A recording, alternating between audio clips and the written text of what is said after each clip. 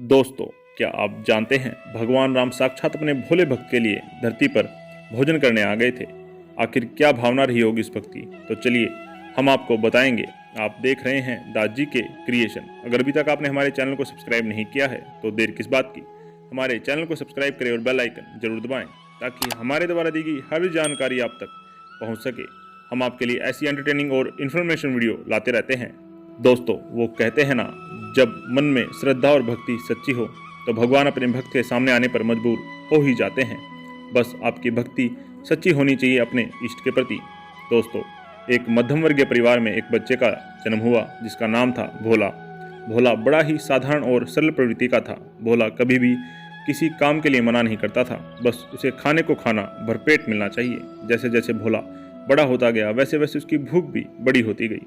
बढ़ती उम्र के साथ भोला की भूख इतनी बढ़ने लगी कि वह समस्त परिवारजनों जितना अकेला ही खा जाता था। अब भोला की भूख से परेशान उसका परिवार चिंता में रहने लगा। तब भोला के पिता एक महात्मा के पास जाते हैं और सारा वृत्तांत उन्हें बताते हैं कि कैसे भोला इस बाल्यावस्था में भी समस्त परिवारजन से भी ज़्यादा खाना खा जाता है और फिर भी उसकी भूख शांत नहीं होती।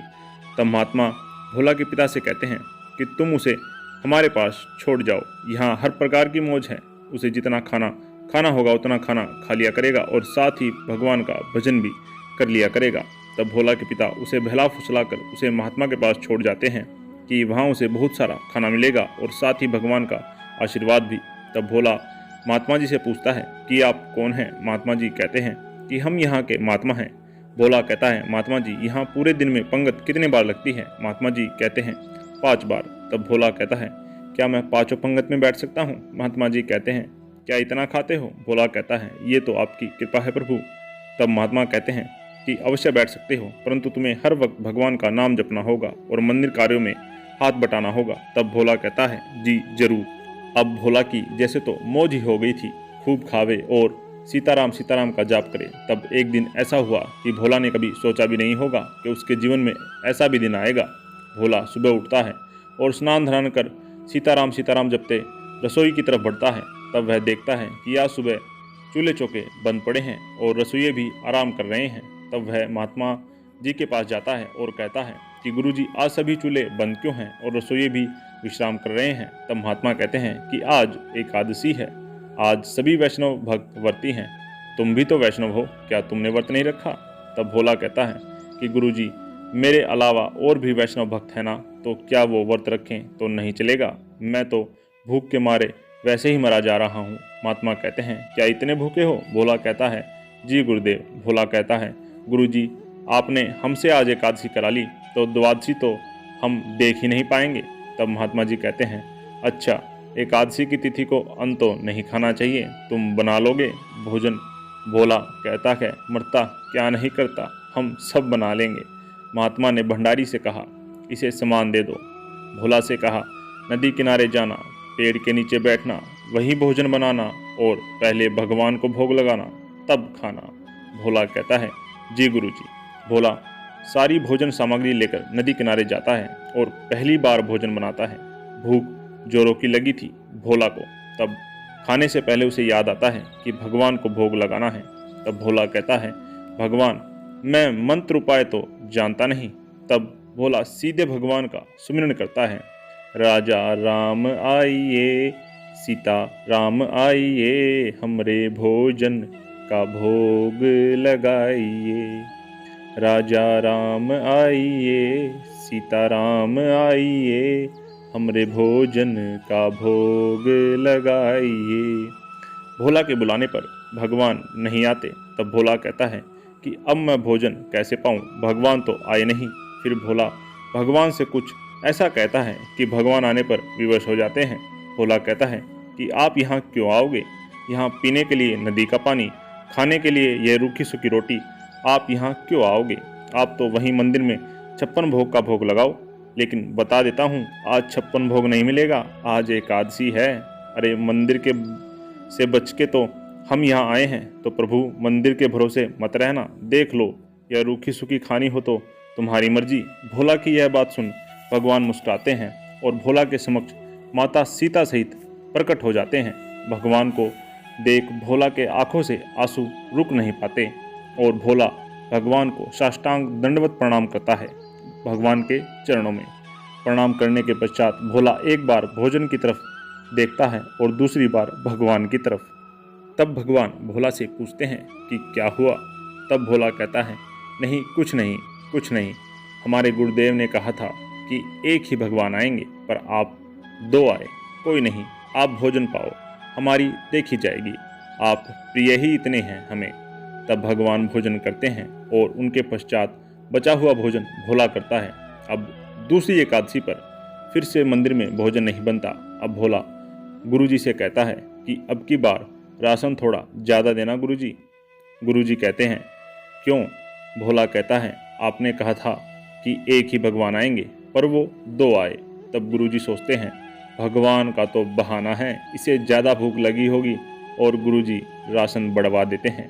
तब भोला फिर से नदी किनारे पेड़ के नीचे जाकर भोजन पकाता है और खाना खाने से पहले भगवान को बुलाता है, राजा राम आइए, सीता राम आइए, हमरे भोजन का भोग लगाइए।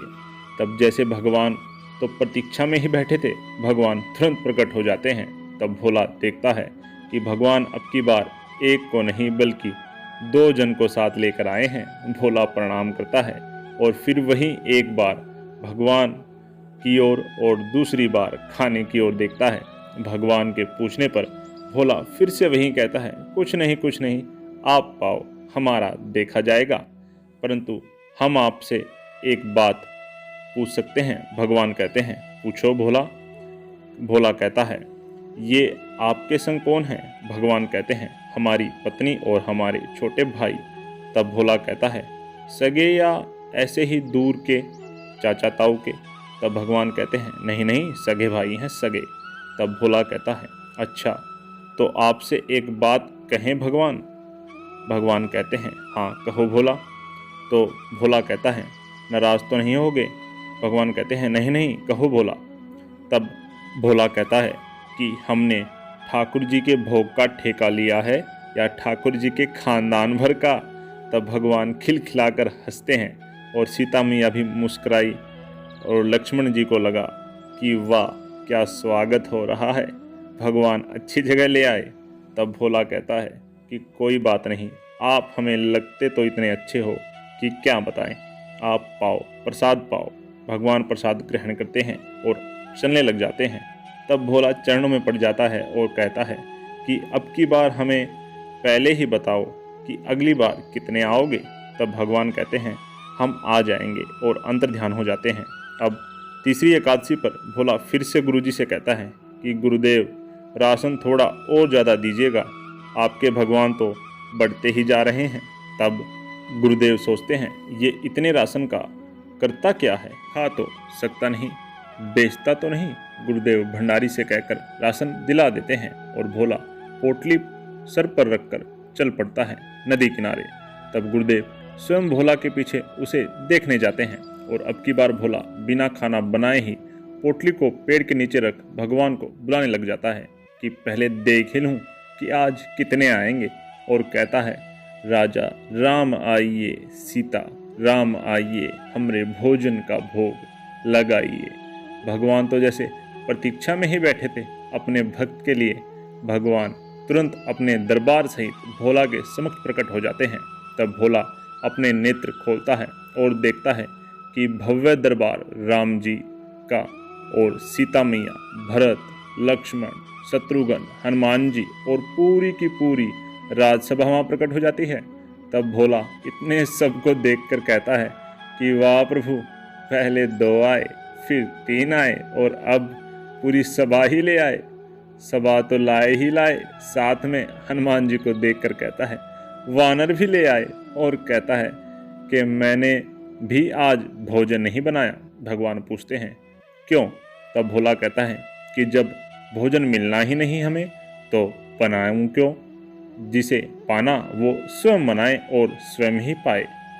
और अपने नेत्र बंद कर कर वहीं पेड़ के नीचे बैठ जाता है। तब भरत, लक्ष्मण, शत्रुघ्न, हनुमान और माता सीता सभी मिलकर भोजन बनाते हैं। भरत जी भंडारे बनाते हैं, लक्ष्मण जी लकड़ी लाते हैं, हनुमान जी चौका चलाते हैं, साग सब्जी शत्रुघ्न कराते हैं। तब भगवान भोला को कहते हैं, नेत्र क्यों बंद किए हो, अपने नेत्र तो खोलो। तब भोला कहता है कि जब हम स्वयं खा नहीं सकते तो दूसरे को खाते हुए देख भी तो नहीं सकते। लेकिन जिस रसोई में सीता मैया बैठी हो, बड़े बड़े सिद्ध संत मैया हमको भी प्रसाद मिले, हमको भी प्रसाद मिले प्रकट होने लग जाते हैं।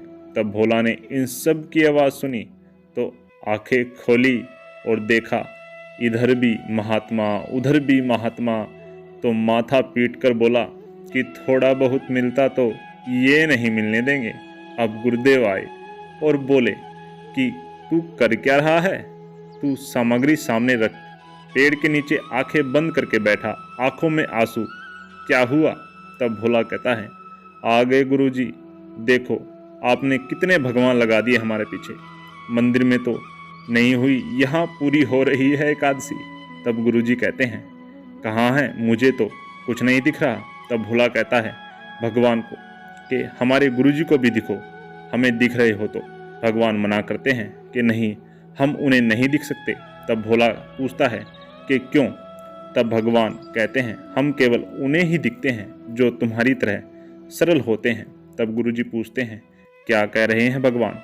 तब भोला कहता है, भगवान कह रहे हैं कि ये केवल उन्हें ही दिखते हैं जो सरल होते हैं। तब गुरुजी की आंखों में आंसू आ जाते हैं और वो सरल तो नहीं परंतु तरल बन जाते हैं और उनकी तरलता को देख भगवान उनके समक्ष प्रकट हो जाते हैं। आज तक ये सुना था कि एक गुरु ने एक शिष्य का उद्धार कराया, परंतु यहाँ तो एक शिष्य ने एक गुरु को भगवान से मिलाया। तो इस प्रकार भगवान अपने भोले भक्त के बुलाने पर भोजन करने आ जाते हैं। आपको यह वीडियो कैसी लगी हमें कमेंट बॉक्स में कमेंट करके अवश्य बताइएगा। अगर आप हमारी ऐसी प्रकार की अच्छी वीडियो देखना चाहते हो तो हमारे चैनल को सब्सक्राइब ज़रूर कीजिए और इस वीडियो को ज़्यादा से ज़्यादा शेयर कीजिए ताकि यह वीडियो दूसरों तक भी पहुंच पाए। हम आपके मिलेंगे अगली वीडियो में एक और अच्छी इन्फॉर्मेशन, एक और अच्छी जानकारी के साथ। तब तक के लिए देखते रहिए द GK क्रिएशन, क्योंकि इसी में छुपी है असली इन्फॉर्मेशन।